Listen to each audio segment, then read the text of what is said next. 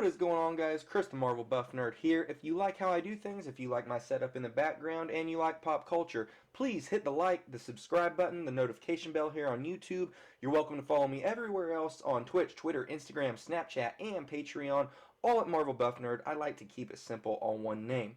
This is going to be my movie review and breakdown thoughts, whatever you want to call it, for Nobody, the new Bob Odenkirk, John Wick action-style movie starring, the latest of where you take a actor that you don't foresee in this circumstance and you stick him in it and, see how it plays out.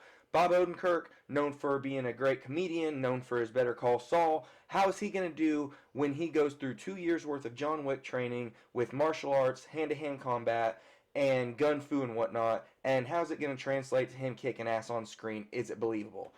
I'm here to tell you, yes it is.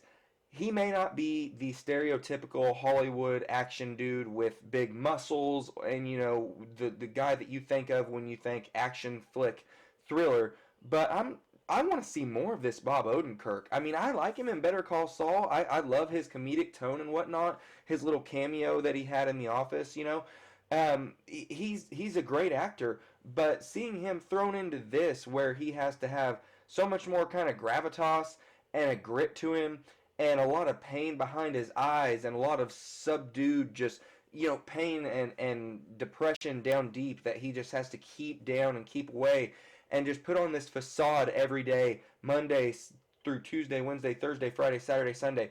We see the days and weeks just piling onto each other, and it's all so mundane when the movie starts out.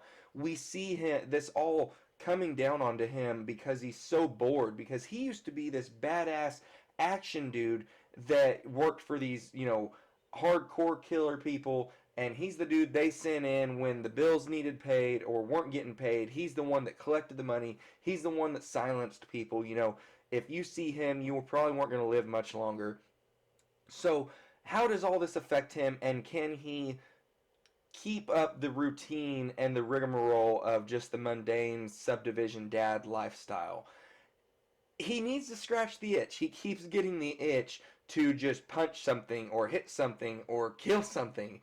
And right off the bat, we're set off with a home invasion that it gets him, it slightly pushes him over the edge to an extent. It's like it pushed him over the edge, but he's kind of reeled back, like he's dangling on the cliff.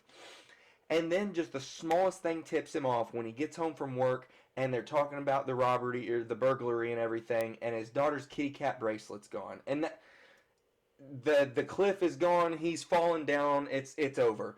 That is what trips him. And so it's just, we see this guy that has this itch inside him that he needs to scratch because he used to be a certain kind of human being he's got a certain set of skills that he uses in a certain way, and he wants those skills, he wants that caveman DNA needs to get back out of him and just, hit some things and hurt some things.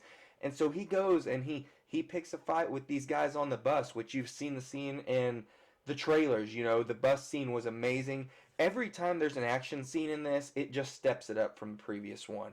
I went into this thinking, is this going to be all action? Is there going to be some character and story? Is the action going to be good? Is it going to be too quickly cut where I can't see what's going on? No, it's done very well. It's a little bit more brutal. I compare it to John Wick a lot, and a lot of people do. But this movie, it goes about it with not as much of a slickness. Keanu Reeves, even when he's struggling and he's laboring, he's still so slick with the way that everything goes. And things usually go pretty well for him. For our character here in Nobody, Hutch, it doesn't always go slickly for him. Like, he's taken almost as many hits as he's doling out in these fights.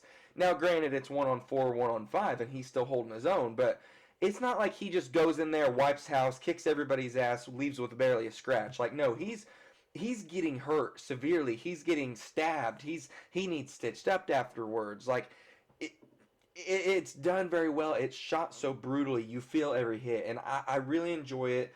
Bob Odenkirk sells this very well. He sells the slight comedy when it comes in there. They could have done a little bit more comedy with him, in my opinion, and still gotten away with it and not taken away from the action tone. We get Christopher Lloyd coming in here for not just a cameo. He's Bob Odenkirk's dad. In the third act, there's just a badass all out, blow 'em up, gunfight action scene where we get um, Bob Odenkirk, his dad, we get RZA, everybody's coming together and just kicking ass. I know spoilers right there, I'm sorry, but it's just a good time. You're going to have a good time with it. If you're a fan of any kind of just action style flicks, throwback action flicks, John Wick movies, whatever it may be, where the male protagonist is going to kick some ass and have a good time with it with bullets and guns and glory and fists, this is your movie. Go see it in theaters, please, because we need more things like this. We need more Bob Odenkirk kicking ass. Guys, like, subscribe. Let me know in the comment section down below what you thought of this movie. If you like it, if you like more, if you want to see more of this from Bob Odenkirk, or if you'd rather him just be a comedian. So, with that being said, guys, have a good one. Appreciate it.